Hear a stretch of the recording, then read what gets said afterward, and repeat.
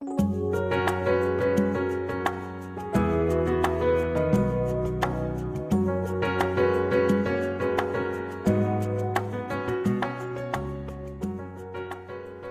Martins, para mim, ele é um exemplo de pai, um exemplo de avô. Muitas pessoas que falam que eu sou a Carlos Martins mulher.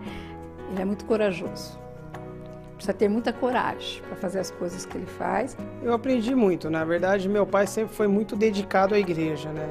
O Carlos Martins, ele é um homem que ele gosta de demonstrar afeto aos seus funcionários. Para mim, ele representa um exemplo. Desde que a gente acordou, não teve um dia que ele não estava sentadinho lá lendo as escrituras dele no sofá da sala, que tá todos os quartos em volta. Ídolo, um exemplo para toda a minha família. E como meu pai é um bispo, eu tenho certeza que o exemplo veio do meu avô.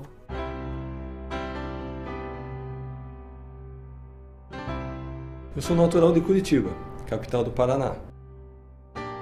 Quando eu tinha 12 anos de idade, meus pais já tinham 7 filhos e eles estavam em busca de respostas espirituais para as verdadeiras perguntas da vida. E naquele momento foi quando eles imaginavam que o mundo já estava cheio de dificuldades, de maldade, de iniquidade. Eles queriam ter um caminho para poder criar os 7 filhos.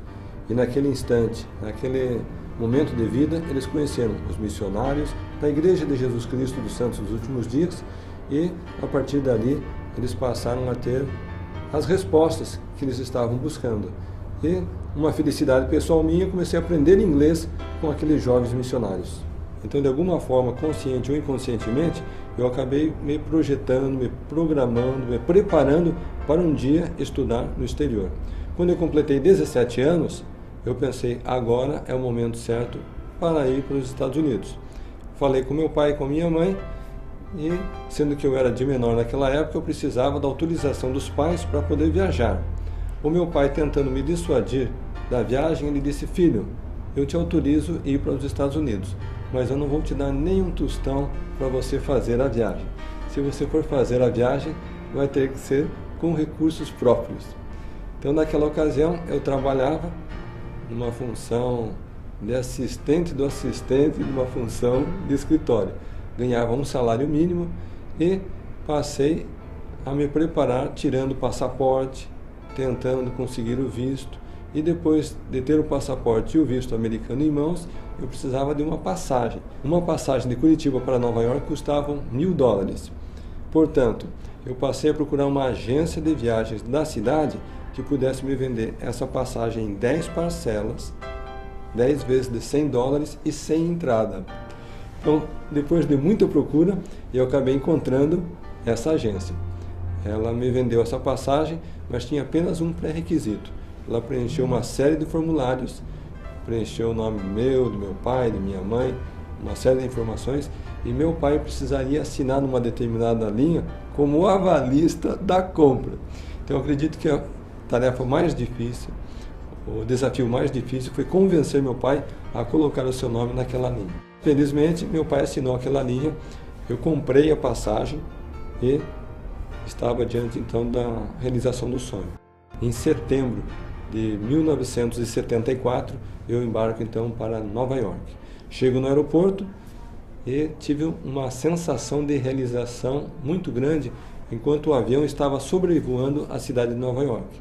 Porque lá de cima eu conseguia ver os prédios, os carros, eu consegui ver as pessoas se locomovendo, e aquilo me deu uma sensação de realização tão grande que eu costumo dizer, é quase como vendo Neil Armstrong pousando na Lua.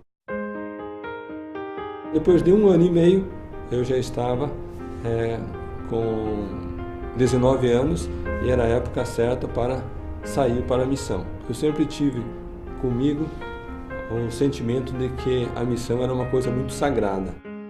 Em março de 76, eu embarco para Portugal na condição de missionário.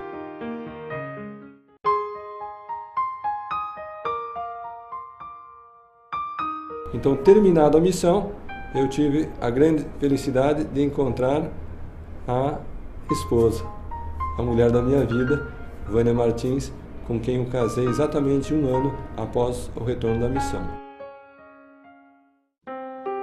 3 anos após o casamento, especificamente em 1982, eu sou aceito então para estudar na Brigham Young. Desde que quando ele era jovem, ele morou nos Estados Unidos e o desejo dele era voltar a estudar na BYU, na Brigham Young University. Mas, devido a financeiramente não termos condições, levou algum tempo. Nisso nós tivemos os gêmeos, aí levou mais um tempinho. Então, quando os gêmeos tinham 2 anos, que ele conseguiu então ser aprovado para estudar na universidade. Então nós ficamos lá por 3 anos, somente ele foi para a escola e eu fiquei no apoio em casa com as crianças e ainda cuidando de outras crianças para ajudar no orçamento da família. Após terminar o primeiro semestre, eu tive um sentimento de grande frustração. Por que isso?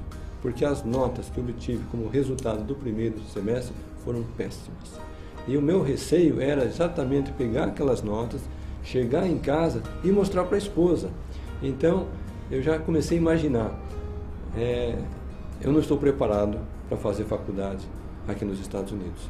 Eu acho melhor retornar para o Brasil. Com essa expectativa e esse pensamento, eu fui para casa mais ou menos como uma criança, quando termina o semestre, vai levar o boletim escolar para a mãe assinar, mas tem muitas notas vermelhas no boletim.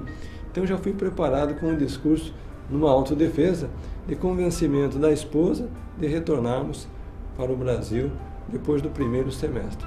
Ela disse o seguinte: meu bem, nós viemos aqui para os Estados Unidos para você se formar na Universidade de Brigham Young. E enquanto você não se formar, nós não vamos voltar para o Brasil. Então para mim foi um momento de grande emoção por um lado, aprendizado por outro lado, e foi uma motivação saber que a esposa com quem eu havia me casado não ia desistir na primeira barreira, no primeiro empecilho, no primeiro obstáculo. Então aquilo me deu uma força muito grande, porque eu sabia que nós só tínhamos uma opção, era vencer ou vencer. Eu me considerava a pessoa mais pobre de todos os estudantes da BYU. Nosso orçamento era muito, muito limitado.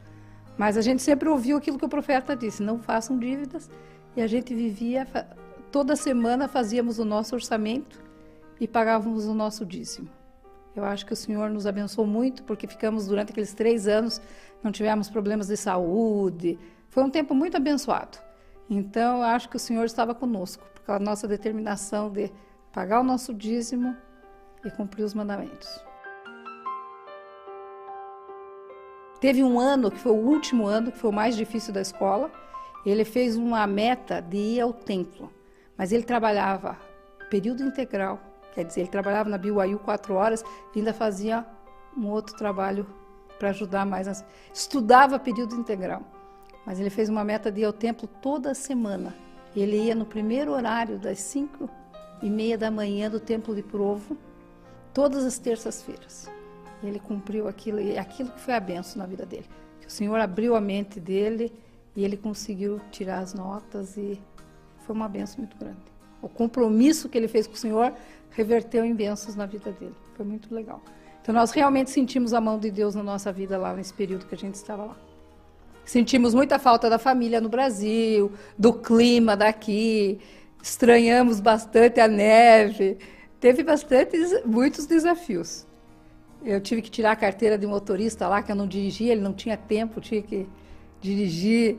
Foi uma porção de coisas que mudaram na nossa vida, mas foi um tempo de progresso também. Enquanto eu estava na BYU, em determinado momento, surgiu uma oportunidade de trabalho no CTM, Missionary Training Center, onde os missionários aprendem aí mais de 50 idiomas estrangeiros em preparação para o campo missionário. Eu, sendo brasileiro, tive a oportunidade de ser instrutor de português no CTM. Então, de alguma forma, o tempo que eu passei na BYU me deu tanto preparo acadêmico, profissional, como me deu a experiência de sala de aula como educador na área de ensino, na área de ambiente de sala de aula, que mais tarde seria exatamente a atividade principal que eu ia desenvolver profissionalmente. Então, ao retornar ao Brasil, foi novamente um momento de realização, porque tudo que eu havia imaginado, felizmente, havia acontecido.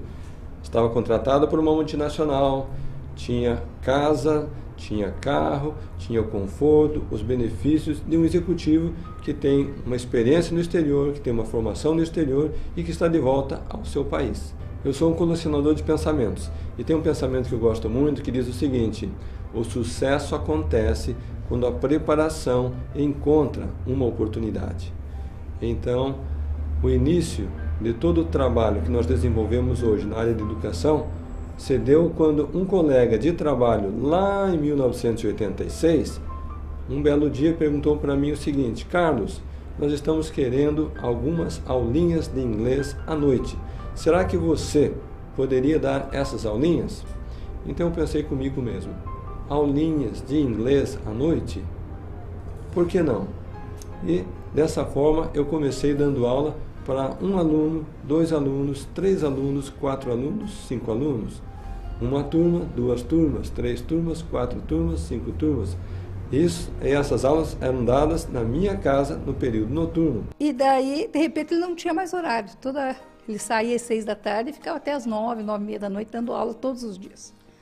E quando o aluno era mais fraquinho, novinho, ele dizia assim: ó, esse fica com você, para ele pôr os mais adiantados com ele. Então, eu também tive a chance de ensinar alguns alunos. Foi uma experiência muito boa, mas percebemos que logo ele estava ganhando mais dando aula do que ele ganhava trabalhando às 8 horas. A minha esposa me apoiava. Eu consultei meus pais me apoiavam. E os alunos estavam querendo ter mais aulas. Então, a partir dali, foi o momento de romper com um emprego fixo, deixar todas as garantias e deixar toda a segurança do emprego certo e passar para um empreendimento próprio. Então foi em 1987 que nós abrimos a primeira escola Wizard na cidade de Campinas. A visão já nos remetia a ter uma rede de escolas de idiomas em nível nacional. Naturalmente que nós não sabíamos como realizar isso e nós não tínhamos noção de todo o processo, o desenvolvimento e os desafios que nós enfrentaríamos. Mas a visão estratégica, desde o início, era ter uma rede de escolas de idiomas. A princípio não foi o Wizard, foi o Conversation Center. Ele tinha ele fez um programa de 24 aulas, que eles diziam assim, 24 horas, faça inglês em 24 horas. Então o pessoal achava estranho, o quê? Como? Aprender inglês em 24 horas? Daí eles ligavam para saber como era. Então eu atendia o telefone, eu era secretária da época. E eu dizia, não, 24 horas aula. Daí eu explicava e a pessoa, nesse período, aprendia 2.400 frases, que foi um programa que ele fez mais ou menos, cada aula 100 frases novas. Então a gente sempre usava, olha, você quer ir para os Estados Unidos sabendo 2.400 frases ou quer ir sabendo nada? Ah, não, quero saber. E assim foi aumentando o número de alunos, daí apareceu as primeiras pessoas que quiseram, na época era concessão, não era nem franquia, ter a concessão na sua cidade de usar o material que ele havia. Agora era um dom que ele tinha, é um dom, um talento que ele tem do inglês. Primeiro que ele amava o inglês, segundo que ele dava aula com a maior facilidade. Daí ele chegava em casa para mim, eu dizia assim, e essa aula aqui? Como que nós vamos dar? Eu dizia assim, não, me dá as frases. Ele dizia, não, você vai inventando na hora.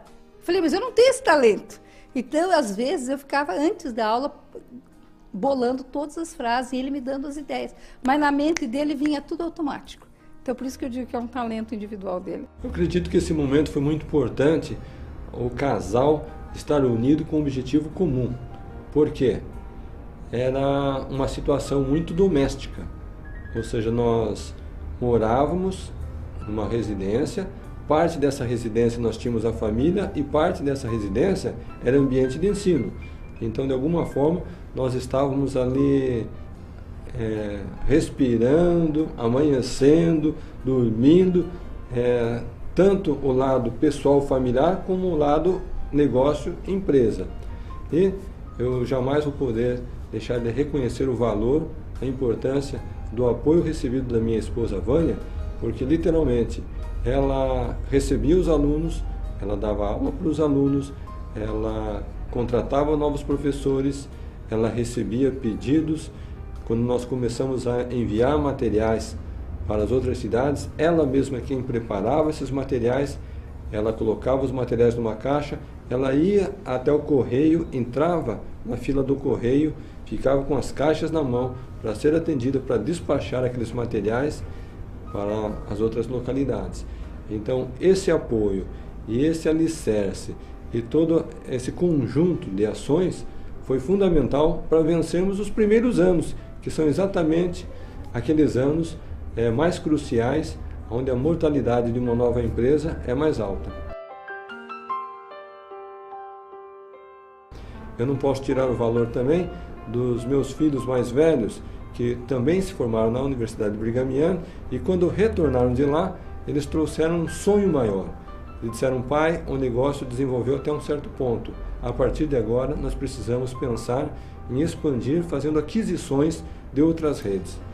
Eu admito que no início eu resisti muito a essa ideia, porque a minha compreensão era limitada sobre o potencial do mercado. Mas graças à visão empreendedora do Charles, graças à visão operacional do Lincoln, são irmãos gêmeos, eles me auxiliaram a sonhar mais alto.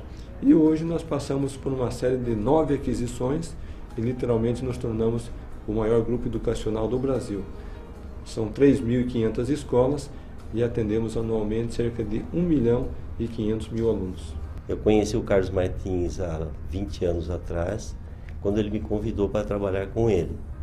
E quando eu vim para cá, ele falou: Baroni, você vai ser a minha mão direita aqui, porque a esposa dele trabalhava com ele junto, e ele quis aliviar um pouco o trabalho da esposa. Quando eu entrei aqui tinham 90 funcionários.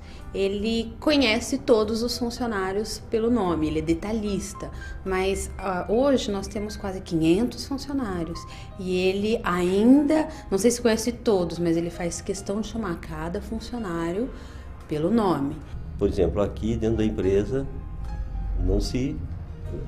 os princípios da igreja são mantidos.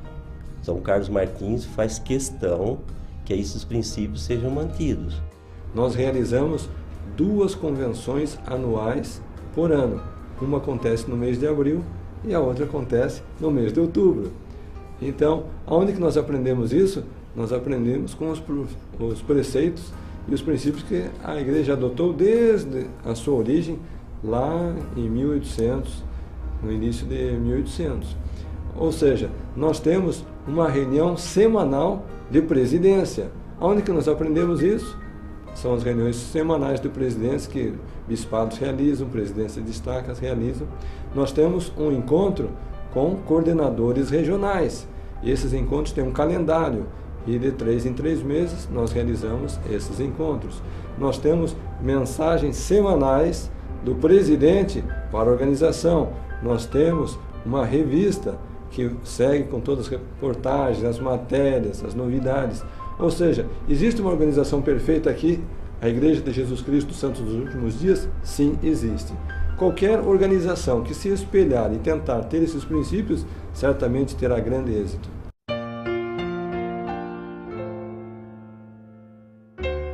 Certa vez, um colega de trabalho fez uma pergunta para mim da seguinte forma: Carlos, me explique como que você conseguiu criar filhos empreendedores como pai. E enquanto eu estava organizando os pensamentos para dar uma resposta convincente para o amigo, o meu filho que estava próximo a mim entrou na conversa e respondeu: quer saber o segredo? Eu vou te contar. O meu pai nunca nos deu dinheiro. Cada vez que nós pedimos dinheiro para ele como criança ou como um jovem, ele dizia: meu filho, você quer um dinheiro? Quero, pai. Então eu vou te dar um trabalhinho. Você faz um trabalhinho e ganha um dinheirinho. De tudo que ele sempre ensinou, acho que o valor do trabalho sempre foi... A gente sempre aprendeu a ganhar tudo com um trabalho. Nunca foi tudo de mão beijada. E a gente aprendeu isso, que se a gente quisesse alcançar algo, seja dentro da igreja, na vida ou com os filhos, era através do trabalho, dedicação. Nada ia vir de mãos beijadas do céu. Eu vi como um grande trabalhador. Eu via até pouco, às vezes, quando era muito criança, eu via ele pouco, porque ele chegava tarde, saía cedo, né, muito corrido. Mas o que me marcou muito é que quando ele estava em casa, ele estava com a gente, ele ficava com a gente. Então, se a gente ia jogar bola, se a gente ia passear, tomar um sorvete, ele estava conosco, né? E isso lá no começo, quando eu era pequeno, até na minha juventude, como ele trabalhava muito, a gente tinha pouco tempo, mas o tempo que tinha muita qualidade. Quando nós tínhamos os 4 mais velhos como jovens e adolescentes, nós adotamos a seguinte prática. Segunda-feira, dia da reunião familiar. Terça-feira era dia do pai sair com o Charles. Então, um passeio exclusivo, o pai e o Charles. Na quarta-feira, era o dia do pai sair com o Lincoln. Era um passeio exclusivo, era o pai e o Lincoln. Na quinta-feira, era a noite da Thaís. Na sexta-feira, era a noite da Priscila. E o sábado, era a noite da esposa. Então, cada um sabia que ao longo da semana ia ter um momento. Não importava se era para tomar um sorvete, se era para passear no shopping, se era simplesmente para dar uma volta na quadra, mas aquele era o dia do filho sair com o pai. O meu dia era quinta-feira. Era o dia mais esperado da semana. A gente podia escolher a programação, a gente podia escolher o que queria fazer. E o engraçado, assim, que a gente podia fazer o que a gente quisesse, mas eu não me lembro da gente escolher coisas grandiosas, e sim a gente que era o dia com o pai. Eu até me lembro uma vez uma amiga minha da escola perguntando: então se você pode pedir o que você quiser, por que você não pede aquilo ou isso? Mas o legal mesmo não era o pedir o que a gente quisesse, era tal momento com o pai, uma coisa que ele sempre se preocupou muito com a gente, que ao mesmo tempo que ele sempre se preocupou em estar muito ausente por causa dos negócios, ele sempre, para mim, foi um pai muito presente em todas, festa junina, festinha de escola, apresentação, ele era o primeiro da fila, o primeiro da cadeira a estar lá, então sempre foi muito presente na nossa vida, sim. Ele gosta de fazer entrevistas e saber todos os detalhes dos filhos, da vida dos filhos, o que está acontecendo. Então, desde minha primeira paixão, ele sabia de tudo, porque ele vinha perguntar e queria saber como que era, quem que era, o que estava acontecendo, quais eram as regras. E então ele sempre fez questão de ter um diálogo muito aberto. Chegou o momento que todos os dias eu tinha um convite para almoço. Então, se eu fosse aceitar todos os convites que eu tinha para o almoço, eu almoçaria de segunda a segunda, fora de casa. A partir do momento que eu tomei essa consciência que esse negócio não teria mais fim, eu simplesmente avisei a secretária: se alguém me convidar para o almoço, diga que eu já tenho um compromisso assumido para aquele dia. Foi sacrifício? Foi. Mas eu acho que valeu a pena também, porque ele usou esse tempo para ensinar as crianças, conversar com eles, foi algo muito produtivo. Tem um momento para ficar com ele. Quarta-feira para todo dia ir na atividade na igreja e quinta todo dia ir no templo. Olha, nós temos a meta de toda quinta-feira ao templo. Então, eu acredito sim que todos podem ir ao templo, porque ele é uma pessoa com tantos negócios, mas 6h30 ele está chegando aqui para ir ao templo na quinta-noite. Todo exemplo que ele passou isso para os filhos, né? Então, e é uma coisa que vai passando de geração em geração, né? Então, meu marido, eu vejo que ele é muito parecido com o pai. Ele tem muitas coisas que ele traz para casa. Então, muitos princípios da igreja, muitas prioridades que ele coloca na vida, família, igreja e muito trabalho. Como ele se dedicou muito na igreja, nos chamados que ele recebeu como bispo, presidente da Estaca, depois até serviu como presidente de missão, ele deixou uma única lição para mim, que seria executar o seu trabalho com dedicação. Então ele sempre foi um bispo que se dedicou, um presidente de Estaca que realmente colocou muito tempo, né? Os domingos a gente só via ele na hora do almoço e depois não via mais, quer dizer, estava sempre dedicado à igreja. Ele deixou uma grande lição para mim, que dentro da igreja a gente tinha que levar as coisas com seriedade, quer dizer, receber um chamado e executar com dedicação. Muitas vezes a gente viajava e tinha que voltar no sábado, por exemplo, porque no domingo ele tinha que estar na igreja. Cada membro é um missionário. Então, a partir do momento em que nós temos um período específico e dedicado com exclusividade de 3 anos para servir a favor da obra missionária, eu estava convencido, minha esposa, os filhos, juntamente com os 450 missionários que serviram conosco, de que aquele tempo não nos pertencia, era um tempo sagrado e que nós deveríamos então dar todo o nosso talento, habilidade, dom para o crescimento, para a expansão do reino de Deus.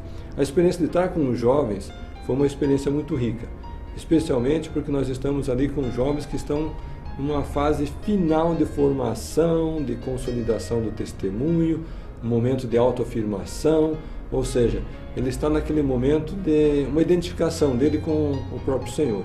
Ele é muito em prol da obra missionária. Uma pessoa assim muito voltada para a obra missionária. Não pode ver uma pessoa sem falar da igreja, sem falar que ele é membro, sem convidá-la para uma atividade. Então, ele gosta muito de fazer reuniões familiares aqui em casa, trazendo amigos, pessoas para fazer a reunião familiar e nessa ocasião ele falar da igreja. Alguns anos atrás, eu comecei a estabelecer as metas que eu ia buscar alcançar durante o ano. E eu pensei, na área espiritual, eu vou estabelecer uma meta missionária. Eu gostaria que, ao longo do ano, de distribuir 365 cartões da amizade. Totalmente da mente dele. Ele fez uma meta de entregar um por dia.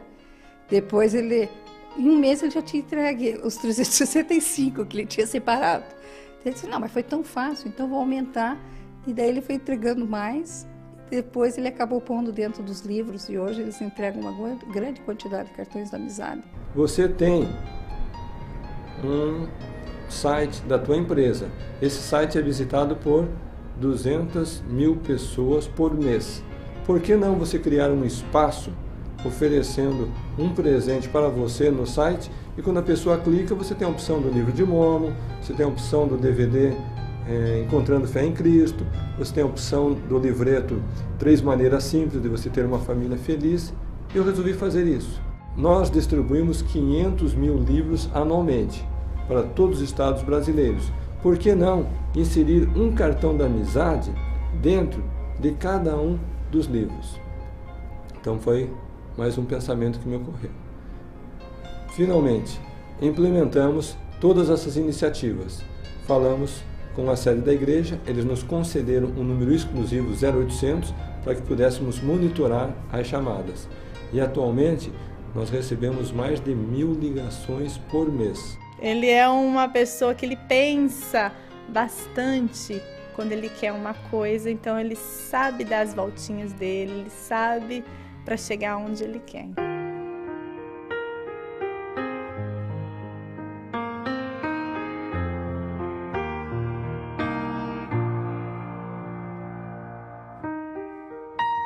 Valeu a pena o esforço, o sacrifício e realmente a gente pode sentir as bênçãos de Deus na nossa vida diariamente.